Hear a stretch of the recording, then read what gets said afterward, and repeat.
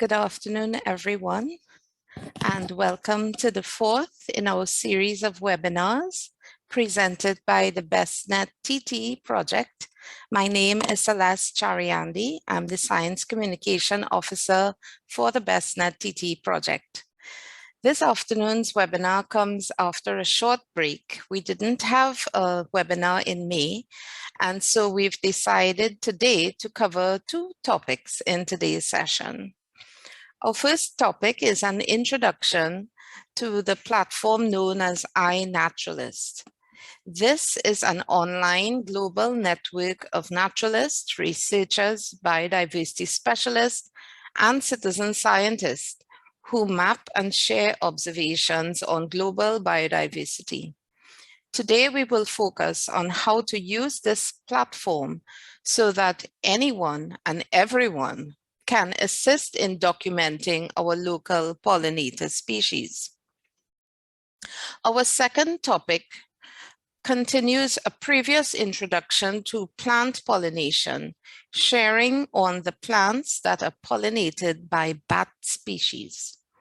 Learn how you can identify these plants by the features possessed by their flowers and see if you have any of these in your own backyard. Before we begin, I will remind you of a few housekeeping rules. This session will be recorded on Zoom, and the recording will be shared on the BES-Net TT Facebook page. We also started a YouTube channel, and we will also share on that channel. In order to keep within our 1 hour time frame, the two presentations will run consecutively, and then these will be followed by a 10-minute question and answer session.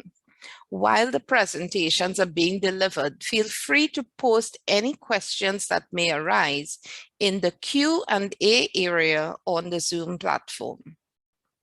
If during the question and answer session, it is not possible to answer all of the questions, these will be addressed afterwards and will be posted with the recording of the session on the BES-Net TT Facebook page. So let's get going. Our first presenter is Dr. Lena Dempelwolf of the Environmental Policy and Planning Division, Ministry of Planning and Development, and as well a member of the BES-Net TT project team. Lena's presentation today is entitled Using iNaturalist for Pollinator Identification. I now hand you over to Dr. Lena Dempelwolf.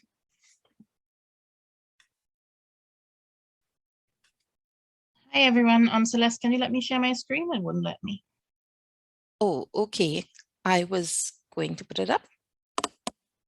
Oh, okay, you're gonna do it. Okay.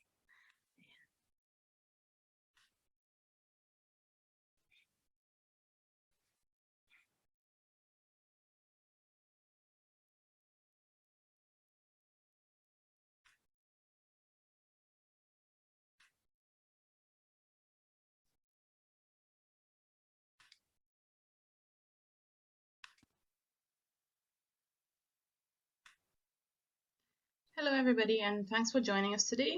We'll be talking about iNaturalist and pollinator surveys for starters.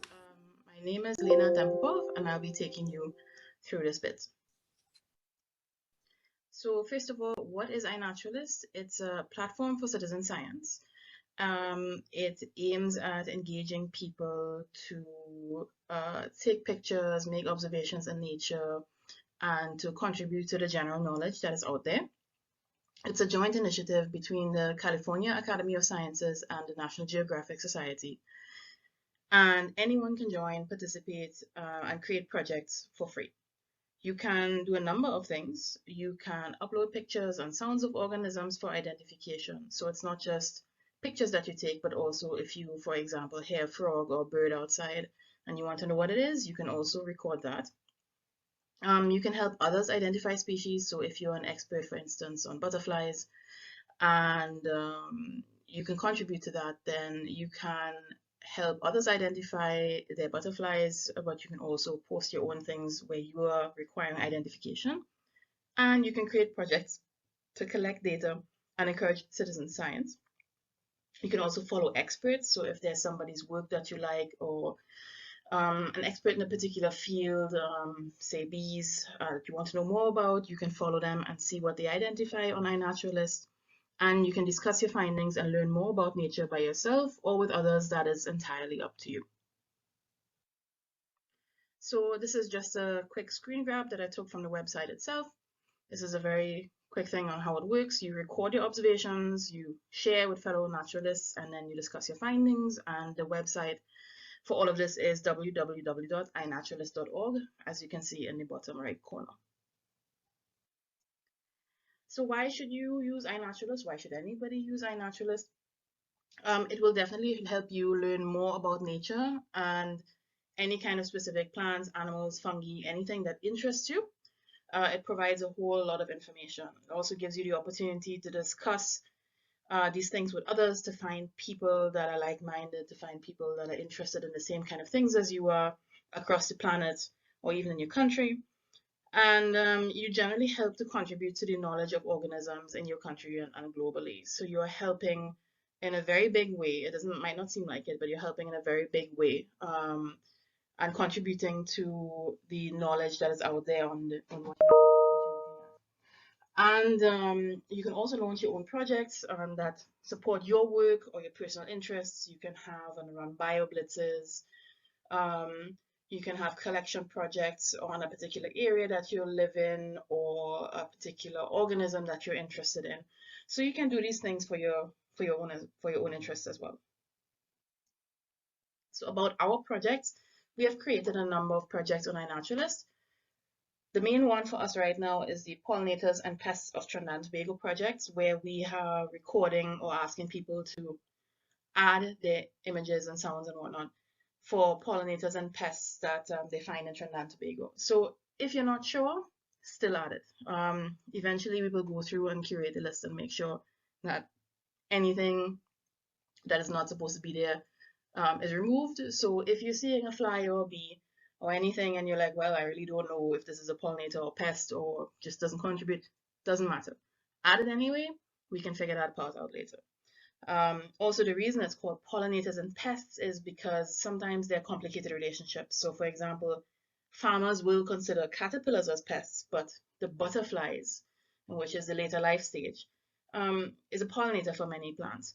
So because of that sort of complicated relationship, we've kept both, and we also kind of want to record pests that farmers see so that we get a better understanding of what needs to be managed in terms of pesticides and so on. So again, if you're not sure, stick it on there anyway, and we'll figure it out later. And we've also set up projects for every single other Caribbean island. So they're all called Pollinators and Pests of ... whichever country. For the French islands, this is in French. For the Dutch islands, it's in Dutch. For the Spanish islands, it's in Spanish. But I think it's also / the English translation. So it's fairly easy to find. And then there's the big collection project, the Pollinators and Pests of the Caribbean. And this project, all the other projects feed into this. And if you look at this page, it shows you sort of which country or which island has the most observations and how every one of these islands is doing in this particular regard. So here we go. So I've recorded a video. Let's see how well this works. And we'll take you through how iNaturalist works.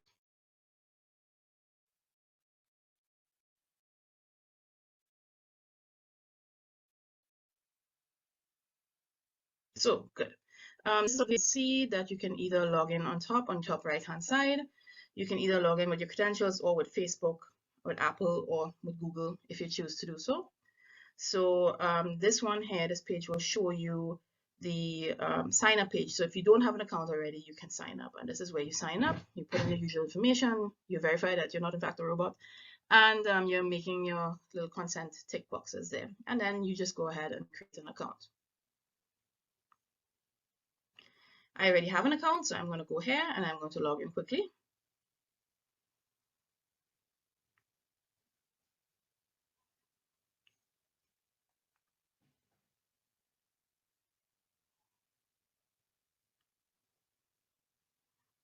Okay. All right.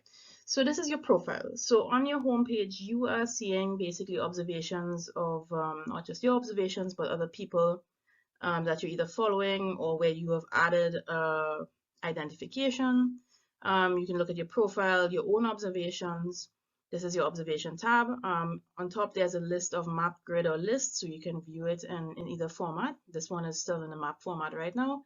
So if I zoom in, I'm looking at all the observations that I've put in here right this minute. Now this bit of a square that you're seeing here, that is as a consequence of me ticking the box that I would like to obscure my observation. And that happens when you don't want people to see where you're taking the observation. So if you're doing it from home, that is an option that you have if you don't want people to see, oh, this person is always taking pictures here. These are the projects. So these are the projects that I'm either following and or administrating. So you have on the right the admin projects, on the left the projects on whole.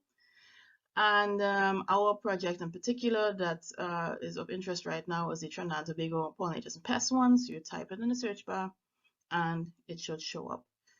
So when you're looking at it, this is what it shows you. It shows you the total number of observations, species, and number of people that have contributed. And it gives you sort of a top list of contributors. It shows you where these observations have taken place on the map, so you can scroll in and out. So for example, if you'd like to look at Tobago and you want to see what specific things are there, you can also click on each one of those individual observations and it'll pop up. So if you're interested in a particular area, you can investigate that further.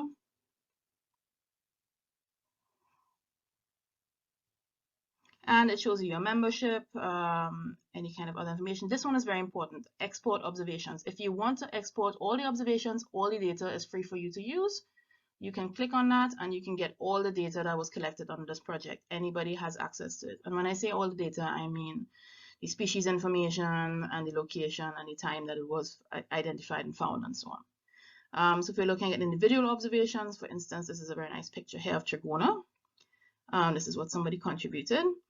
And if I agree that this is what it is, which I do, this is Trigona, I can click the button that says agree. And now I'm added to the number of people that identified this. This is now also showing that it has been identified a certain number of times, the number of projects that it's been tagged in. And this here just shows the top identifiers of that particular species in iNaturalist on a whole.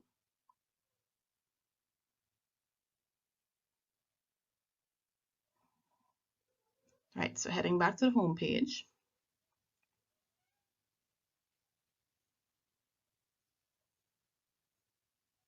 Okay, so this is where I'm going to stop for a second and let's move on to the next one. Right, so this is the actual homepage if you're landing on it, and if you would like to, and it just gives you a little bit more information before you sign in. So this is how it works, what you can learn. It works on all of your devices, features of who uses iNaturalist, and so on.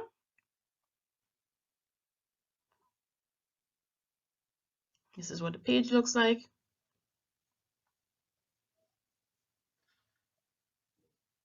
And in order to add our project, again, just type it into the search bar. And it's a tiny little button, which is why I'm showing you this. So you're going to the project itself. I couldn't do this earlier because I was logged in, so I had to log out first because I'm already a member. And you see that tiny little button on the top right-hand corner? That is what you have to click to join this project. It's very, very tiny. So this is really just the point and purpose of this was to show you how to add our project in specific. And I'm going to show you also how to add your own observations on a computer. So there are two different ways. You can do it on your phone and a computer, and I'm going to show you first how this works on your computer. So again, on your profile, you have different tabs. You have you go to the Edit Observation tab, and you click on Add Observation. And then you can either choose a file, or you can have other import options, Flickr, Facebook, SoundCloud, whatever.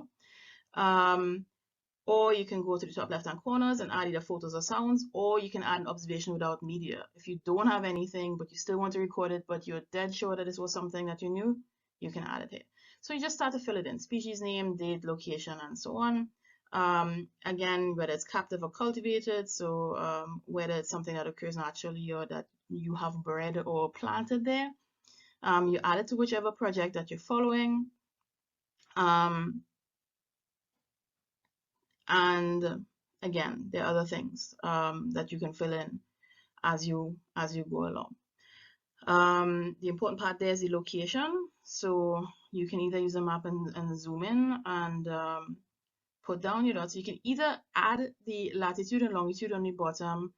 If you have it, you can add it like that, or you can just click on a particular location. Obviously, the more you zoom in, the more accurate it becomes.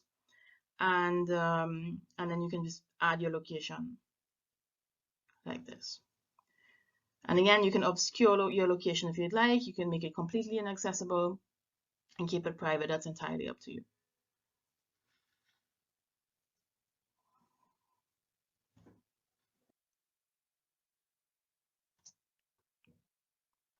All right.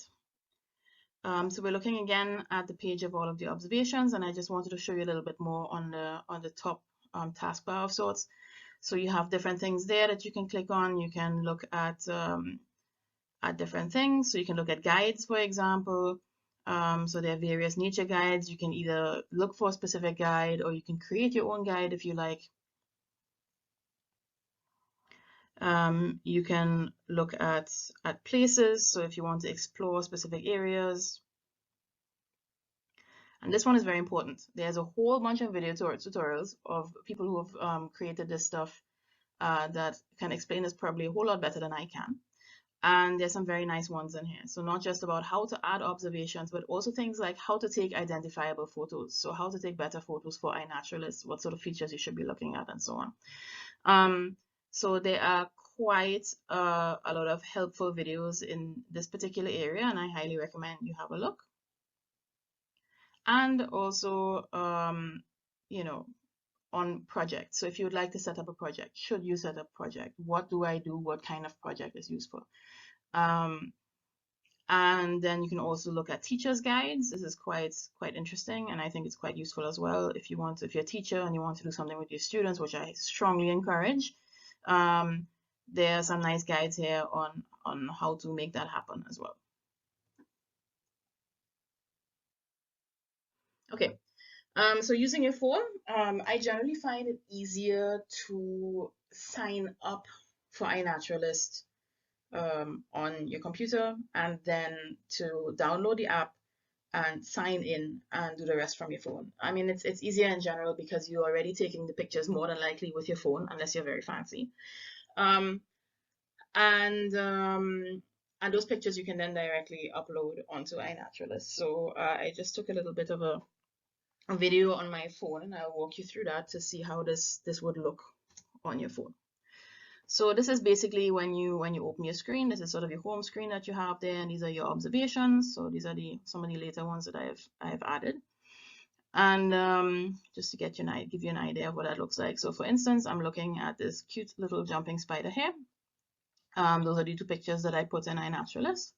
That is the location right there, and then we see sort of what quality data it is. For now, it requires a few more observations for it to be research grade, and it is included in 2 projects. So some projects you can set them up to include automatically, so I didn't actually add them, but the projects are already pulling the information from my account because I have joined the project. Right, so if we're going back to the home screen, we're looking at the observations there. So this is another one, just to give you an idea of the layout. And again, this is still needs ID, so more people have to verify that this is what we looked at. And again, it's included in 3 projects.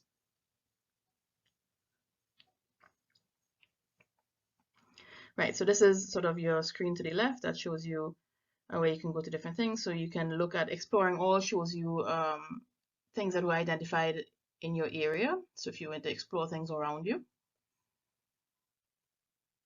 if you're going back to that screen and you look at the projects, it shows you which projects. You see on the top there's a bar, joined, nearby, and featured. So these are the ones that I joined, but then there's also, if you go in the next tab, you can look at the ones that are nearby if you want to join them, and maybe featured projects as well.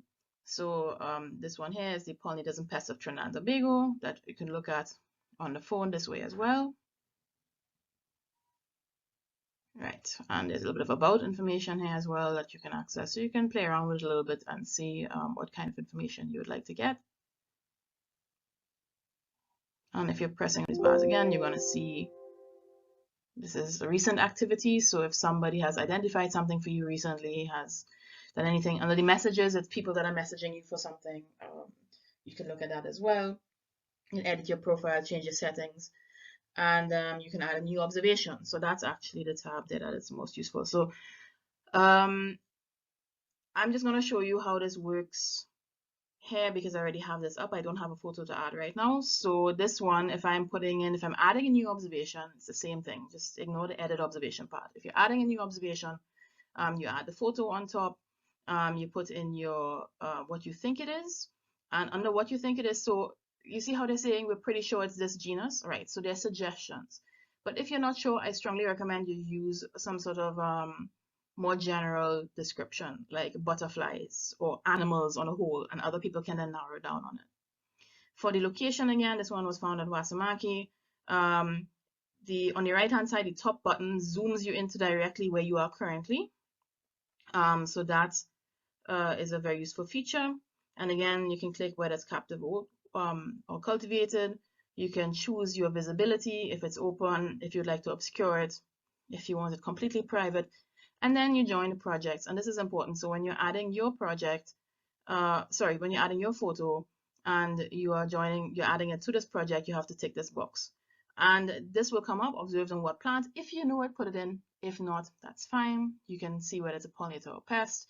And you can write, if it's something sitting on a particular plant or flower that you recognize, you can write it on there for us as well. If not, that's absolutely no issue.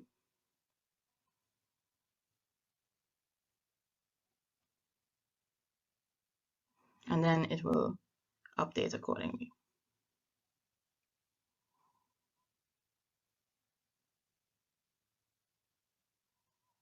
So the kind of observations that we're looking for basically is literally any plant or animal, any animal that you think might be a pollinator. If you see anything landing on a flower, regardless of what you think it is, take a picture and put it up anyway. If it's things that like bees or flies or butterflies where you're pretty sure it's a pollinator, but you're not seeing it on a plant right now, still take a picture, still upload it. As I said, we will always clean that up or can always clean that up later. It's really not necessary. The whole idea is not for you to know these things and to be experts in these things. The whole idea is for you to sort of learn this as you go along. And literally any information is useful. So even if it is something that is not useful for the project, it's definitely something for the useful in a larger scheme of things. Okay, so that concludes this part. So I'm just going to go very quickly through some survey methods for insects. I chose to include this because I think it might be good for you to see what people use to survey insects, and also for persons that are teaching. These are some of the things that you could employ with students. So this is for more detailed work, so anything from school lab exercises to scientific research. This is what this is good for. This is beyond the citizen science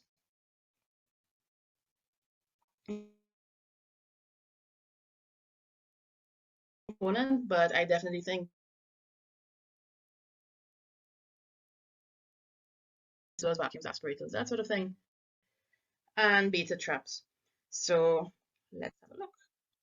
So the first thing, camera traps, and this does not necessarily have to be something specific and fancy. Here we used something that was originally designed, I think, for capturing birds.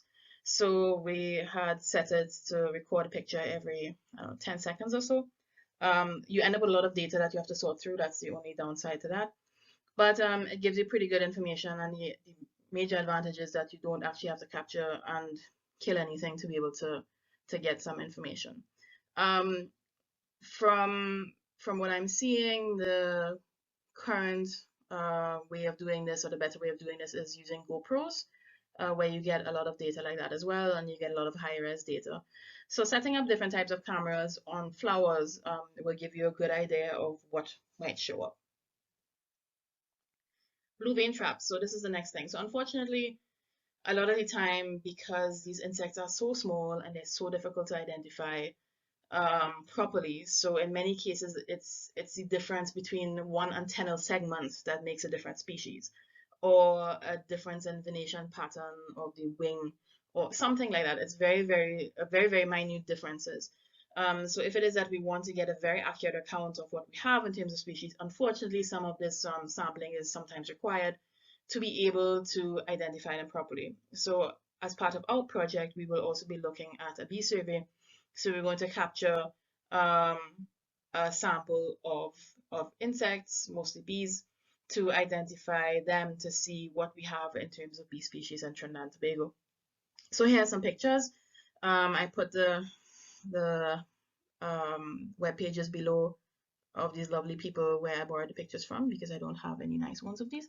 So this is a blue vein trap. The idea is that it mimics a large flower, and the blue part is supposed to attract the insects, specifically bees. So this is specifically designed for bees. And you can hang these in trees, you can hang these out in fields like this.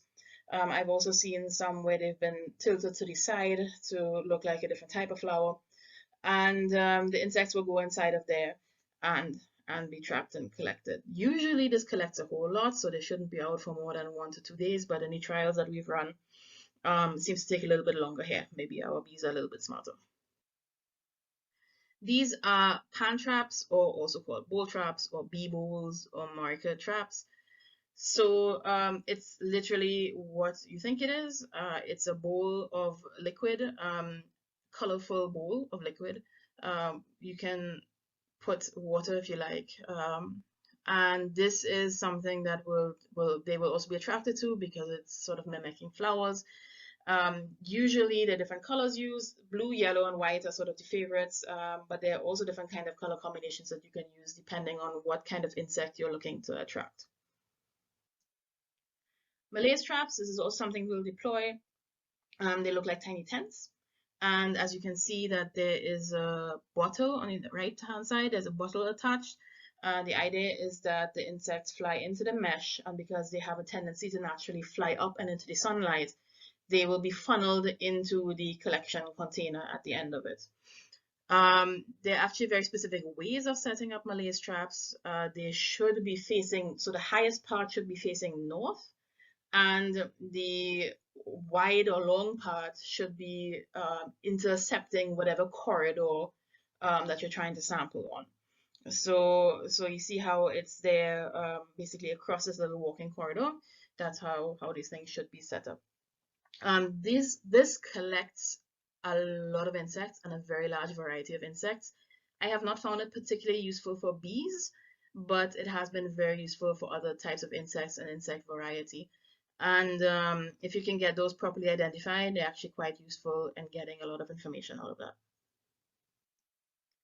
If we're looking at sweep nets, that's the very simple way. And this is, to me, this is one of the most effective ways here anyway for sampling bees. Because you will have a very targeted approach. You're not getting a whole bunch of things that you're not looking for. And you can verify that something has sat on a flower. You can establish relationships because you're seeing a bee land on a specific flower, and you can take a record of that. So there are different methods and different things you can do with sweep nets. You can do this sort of targeted approach where you want to catch specific things, which is what we're doing there. Or if you're doing just a general assessment of a particular area in terms of the types of organisms that you find, you can do X number of sweeps per Y size area. So you do 20 sweeps on a 10-meter strip or something like that. You can standardize it, and you can count the types of insects. You can count morphospecies, which is basically where you just categorize them based on what you think is a different species, just based on what they look like. Or you can just literally count the number of insects. This is a very easy exercise for students as well. And trap nest is also what it sounds like. I have not tried this out. Those kinds of nests are basically, it's basically creating nests that would then trap the insects. The advantage of this is that you can identify a whole bunch of different life stages in one go. So if you are catching particular types of bees, you not only get the adult to be able to get samples of the adult, but you also get it through the other life stages, which can be useful if that's what you're looking for. And then this thing is called a putter, or you can use vacuums or bee vacuums or aspirators. This is actually something that you can make yourself if you'd like to. Also a very nice exercise for students. And it is basically something that you can use to vacuum up insects into this jar. The nice thing about this is as well that with this and with the sweep nets, you can release things after that. They're not instantly killed.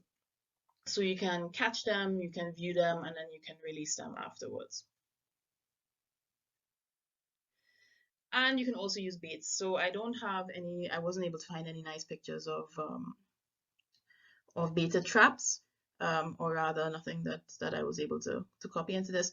So please enjoy this picture of this lovely bee instead. Baits or baited traps it could either be scent or it could be food baited. It's basically a container where you're putting the bait in and some sort of one-way corridor or valve through which the insect will enter it. It is very good for sampling very specific organisms. If you have one type or one species that you are looking for and you know that it responds to a particular smell or particular type of food, and you want to know if it exists in a certain area, this is a very good way of doing that.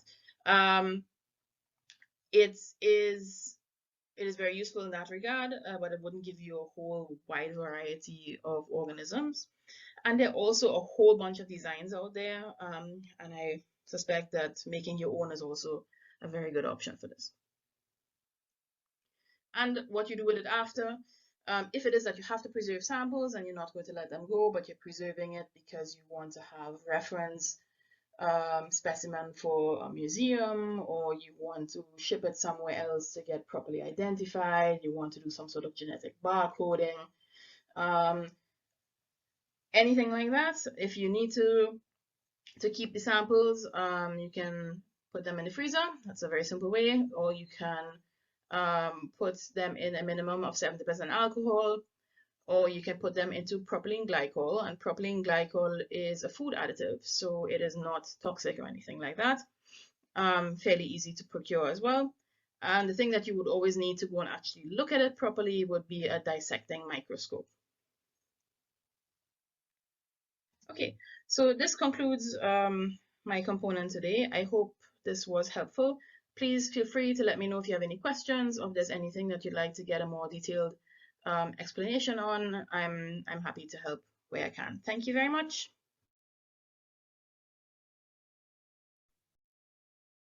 Thank you very much, Dr. Dempelwolf. And we will need to move on very quickly to our second presentation, but I hope that Dr. Dempelwolf's presentation has encouraged you, our audience members, to run out and take photos to post online, and it will certainly help us in documenting our pollinator biodiversity. So our second presenter today is Mr. Shane Bala, an environmental consultant with a strong educational background in ecology, plant, insect interactions, and botany. He is also the project manager for the BES-Net TT project. His presentation today is entitled Plants That Attract Pollinators Part 2, at Pollinated Flowers, and I will now hand you over to Mr. Bala.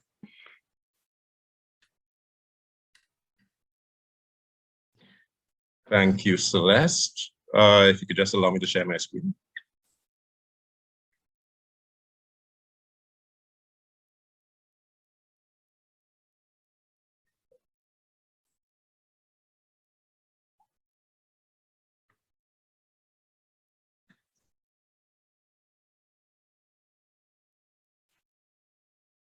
I believe you are able to share now. Okay, thank you.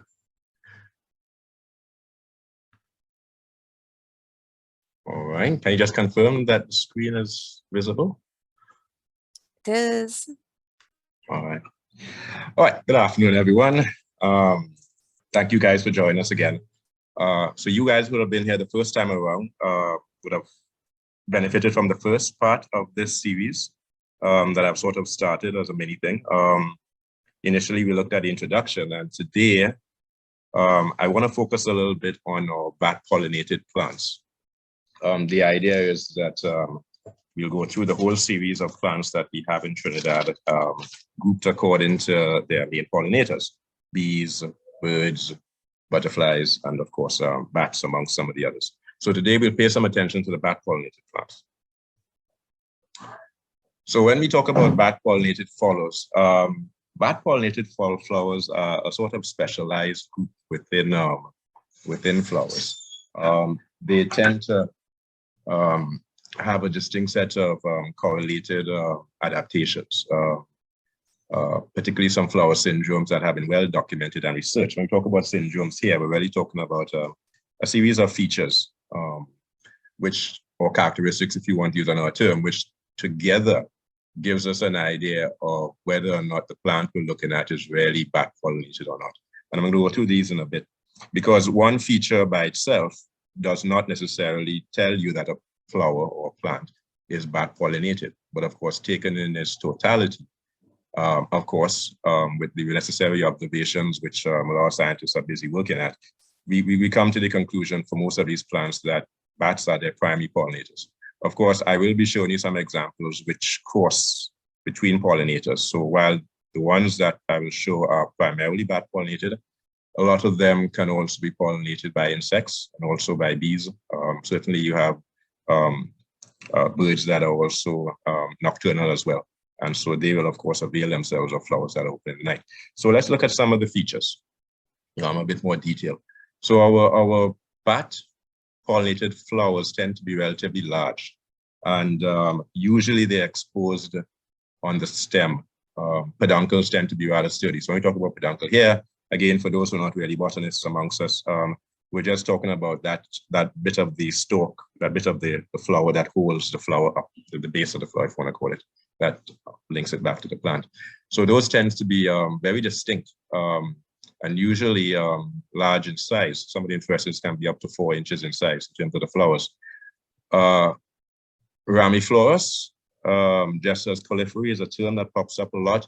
So when it comes to how flowers and fruits are born, oftentimes we speak of flowers being either terminal, axillary, leaf opposed, intercalary, and that sort of thing. When it comes to caulifery, and a good example of this is our cabbage plant, not cabbage, sorry, our calabash plant. So where if one is observant, you'll notice that the flowers themselves are usually born on the trunks of the tree. These are the hard woody trunks, well below where the leaves are. So that would be an example of a cauliferous flower. So you find a number of bat-pollinated flowers tend to have those two features in them. It's not to say that you can't have flowers born in other parts that are bat-pollinated. So of course, nocturnal. A lot of these flowers tend to open at night, normally for only a single night in some cases. You have situations where they will open over successive nights during their flowering period, which could be over the rainy season, for instance. We'll see that example later on when we look at the dragon fruit and so on, some of the cacti, which definitely a flower only lasts for one night, really. So oftentimes these flowers tend to produce a lot of nectar, large volumes of nectar, which are very dilute. And this has been well documented, especially for some of the larger trees, certainly like the capox and the pakira, some of the bigger ones, yeah. Lots of nectar. And if you think about it, this would make a lot of sense. I mean, your bat is a mammal which requires a large amount of energy. It's not as small as a bee or a butterfly. So one would expect that the flowers would, of course, remember there's symbiosis taking place between the two. So the flowers would, of course, provide them with sufficient nectar, sort of incentive, so that when they visit, they do have enough enough reason to do so. Again, bat-pollinated flowers tend to be rather fragrant. Usually they are strong smelling, musky, sweet odors abound throughout this. I mean, anyone who's been near a cannonball tree, for instance, will probably pick up some of the scents. The flower you see there is a pakira. If you were able to get to the top of the tree and probably stick your nose inside, you might find it very fragrant. So again, because in the nighttime, visual cues are not as strong, and hence the other point there that the flowers tend to be very white, very pale. Rarely you see very bright colors.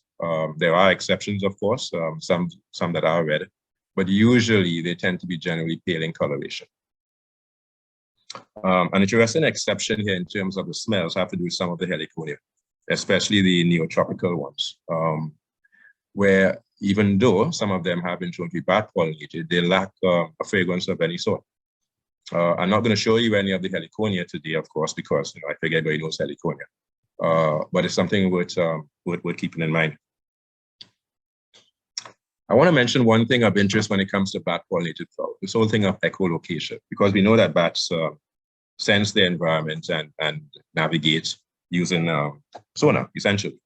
But what has been interestingly found is that you actually have some flowers, certainly within the Mucuna genus. Mucuna, for those not familiar with it, Mucuna pruriens, for instance, is your cowitch, which a lot of people are familiar with. And then, of course, you have other ones inside there, the donkey eye and so forth. So within that genus, the flowers seem to have adapted quite well, developing what we term acoustic nectar guides.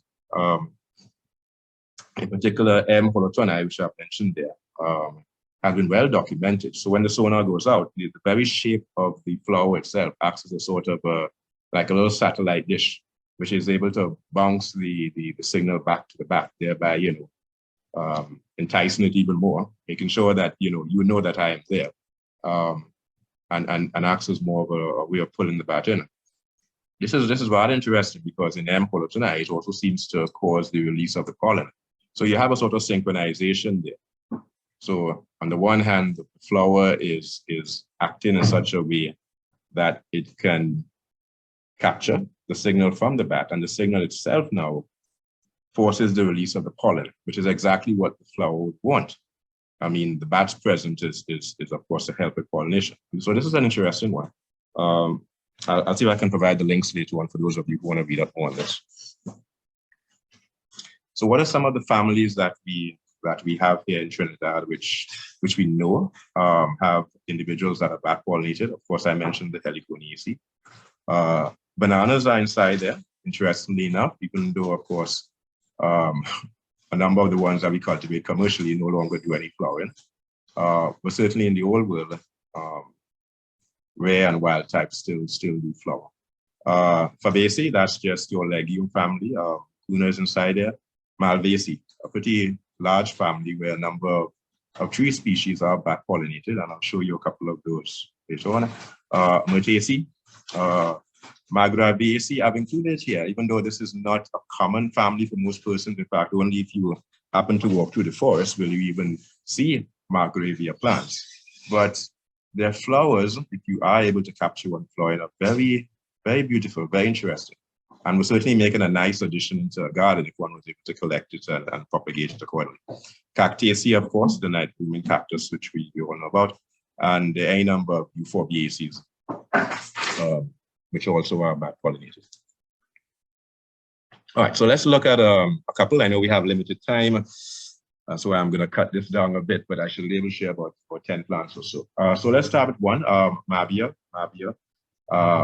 In Trinidad, we have Mabia occidentalis and we have M. takari, both of the family in the Euphorbiaceae. So these are usually small shrubs, small trees, don't get very big, usually about 4 to 10 meters tall, but they flower throughout the year. Sporadically, of course, but mainly in October to April. This is a nice addition for any garden. If everyone ever seen it, the flowers on the side, the inflorescence hangs down very nicely. And you notice that it's not pale colored, but it's actually rather brightly colored. From the literature, it's also known to be pollinated by some other insects as well. So that's your Mabi. There's no common name that I know of locally for it. As soon as I turn up, I'll let you know. This, of course, you all must be familiar with. This is your sandbox. Now, sandbox, usually people know it as the huge trees that produce the nice fruit that splits open, and you use the seed as to make my goodness, slipping my mind out. Make those little ornamental stuff that people wear and so forth. But your sandbox is very much a bat pollinated species, and that tends to flower mainly during the wet seasons. Interesting enough, you have male and female for the Samoniaceous plant. Pretty nice one. I don't think most gardens would want to have it because it does get to be a big tree, but it's the sort of plant which you can try and maintain to a medium height. It certainly makes for a good cover tree. Very beautiful if you have, you know, near to an adjacent forest and that sort of thing. Here's an interesting one, Cheloanthus. Now, Cheloanthus used to be called back here in the older text. You'll often find this along roadsides, not necessarily disturbed habits, but if you go to a arena forest reserve, for instance, it's all along the forest trails on the side of the road and stuff like that. Very small plant, doesn't get to more than about a meter and a half in height. Flowering principally in the rainy season. But of course, if you notice the flower, very small, white, cup-like, which bats seem to like. Interestingly enough, it's also shown to be pollinated by bees as well. Because again, as you could expect, now, even though I have never seen the flower out in the daytime, I suspect it would be out probably early in the morning and late afternoons, and you may have bees that are still foraging at that time, which have been found on it. Mucuna I've mentioned before, so this is a vine. Again, I'm not suggesting that you go and you plant cowwitch in your garden. But of course, the M. Sloani and the Rostrata, which are two of those, we have Urens as well, which is your donkey eye proper. So those pods tend to not, the hairs are not as irritated, can make a lovely addition to a garden. I mean, certainly if one wanted to, you could simply let it flower, and then when the pods start to develop, just take notes and pick them before they start. Even with your cowwitch vine, I mean, you rarely only start to get the irritation when the pods are fully developed. So one can easily put that in and at some suitable point take it out. It's a little risky, of course, but you know, again, these are some of the native bat pollinated mucuna that we have. Pakira I mentioned before, so this is your wild châtaigne. Usually it's a large tree. You go through the forest and you'll see the remnants on the floor once the fruits have fallen. Flowering and fruiting mostly throughout the year. Again, another bat-pollinated flower. Notice it's very large. Notice how that peduncle just pushes it out so that it stands out above the rest of everything else, which is what you want, again, when you're a bat-pollinated flower. Still within the Malvaceae, again, a common tree that I know a lot of persons have seen, but you probably not paid attention to the flower. A lot of times we see the final fruit itself, the pod with all the white stuff, fluffy stuff flying about. This is your Boaflo, your Coma piramidale. Again, also within the Malvaceae, well known as a bat-pollinated flower, large and showy, only coming out during the nighttime. I've included guava here because you'll see it in the text as also being bee-pollinated, but guavas are known to be pollinated by bats. And you can see why when you just look at the flower itself. Now, it's not a native plant, but it's been here so long, it's effectively naturalized. A lot of people have it in their gardens. Probably haven't realized that bats are attracted to. Like I said, the flowers are also bee-pollinated because you will see them out and about during the day. Something to keep in mind. Here's another nice one. This is a cucumber, so it's again within that family of the cucumbers. It's fine, very nice climber. You probably have not paid attention to the flower, but you would have seen the fruit, no doubt. Caiaponia racemosa, again, very nice. But if you look at that flower, small, white. Interestingly enough, again, and I've chosen some of these because this is an interesting one that straddles the two realms, because initially it's been known to be bat-pollinated, but it seems to have made a switch or be making a switch, at least from the literature, in terms of now becoming predominantly bee-pollinated. Is this because of the habitat that it's found itself in and it has to adapt in terms of not having enough bat pollinators? Further studies might show.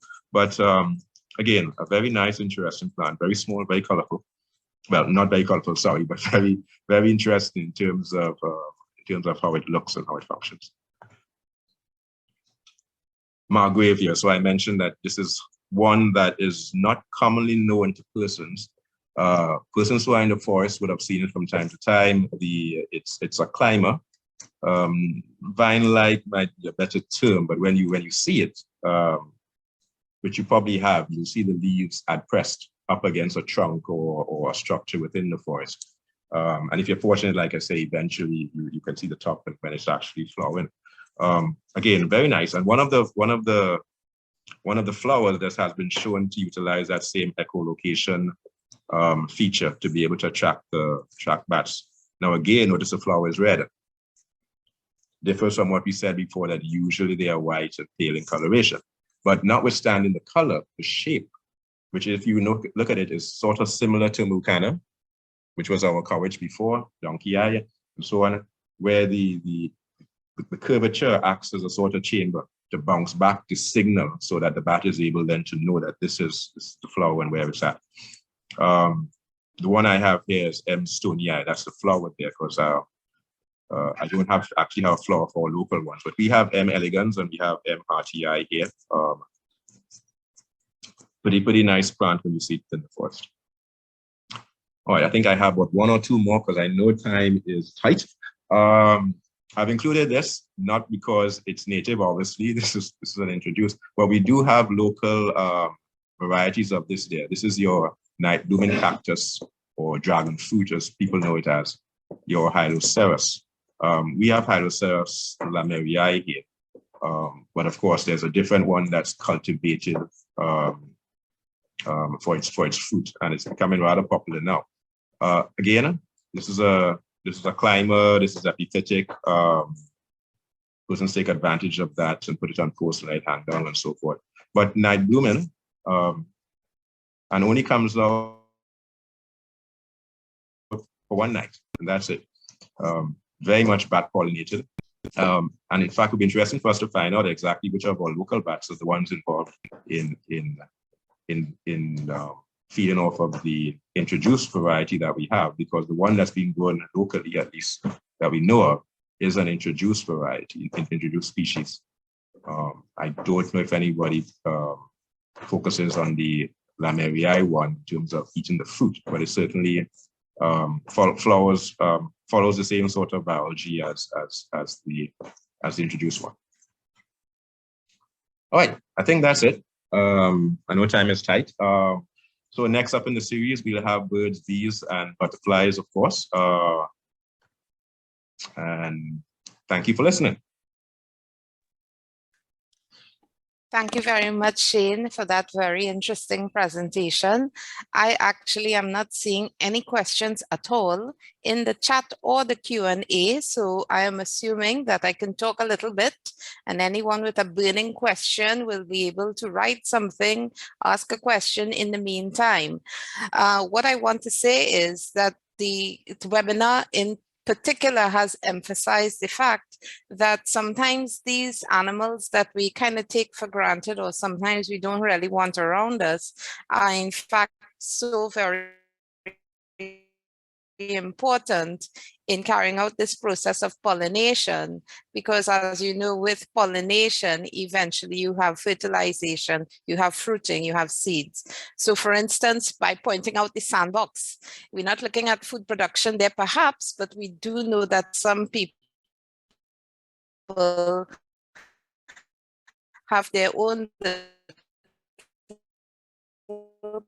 cottage industry, jewelry making, fruit as well too, as a sort of micro industry, I would say. We do have a few people who are growing dragon fruit, and they do fetch a good price. So again, thanks to the bats for the guava as well. Okay, so I'm looking through the chat. Again, I am not seeing any questions. So I think it kind of helps us in keeping to our promised time frame. Let me take the opportunity, however, to remind you that when these webinars are posted on the YouTube channel and on the Facebook page, both of those channels allow you the opportunity to have an interaction with us and so that you can ask questions. So if you don't have the opportunity to ask them now, as we are going out of time, please do use these channels to post your comments and give us some feedback. In saying so, I do see one question coming up here from Lester. Lester is asking, Shane, what can I plant in an urban garden to attract bats?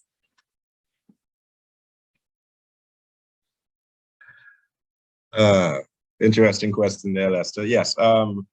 Well, any one of the ones that I just presented. I mean, of course, you would want to stay away from some of the larger trees. I would think the guava is a nice touch. The caponaria and the herbacea, which is the chilolanthus, also make for nice additions. There's some other plants that I didn't put up on the list because they're so common, but you see it in the literature. Believe it or not, mangoes, small as those flowers are, bats also seem to like them. Almost everybody has a mango tree in their yard, you know. The night blooming cactus is also pretty nice, makes for a good addition. I think those are the ones that I would focus on. The margravia is also pretty nice once you can get it. Again, I don't know of any nursery that is actually propagating those, but it should be an easy thing to do if someone wants to have a little, you know, business opportunity there. Hope that answers your question, Lester. Okay, so again, as I said, we keep to a 1 hour. We keep to a 1 hour and we will close off the webinar now, but please feel free to use our Facebook page and our YouTube channel to ask any questions when the recording is posted. So thank you once again to our presenters, Dr. Lena Demperwolf and Mr. Shane Bala, for your contributions. Thank you as well to our online audience for your interest and participation in today's webinar. Remember that the recording, as well as any responses to questions, will be posted on the Facebook page and responses to comments on the YouTube channel. Remember to follow us on both these channels for further information about our upcoming activities, including our monthly webinars. I also want to remind you of our knowledge, attitudes, and practices survey on pollinators. If you have not already completed that survey, please do so. I am now going to post a link to that survey in the chat. Give me 1 second.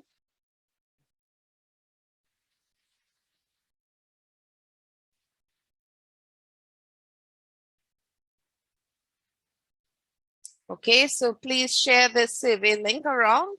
We are continuing to gather responses to these surveys, and we have been visiting some of the farmers markets hosted by NAMDEVCO at different points in the country. So we look forward to your continued interest and engagement in the BES-Net TT project. We thank you once again and we bid you goodbye. Please stay safe, both in terms of the currently ongoing pandemic, but as well in terms of the weather systems that we are experiencing. Have a good day, everyone, and goodbye.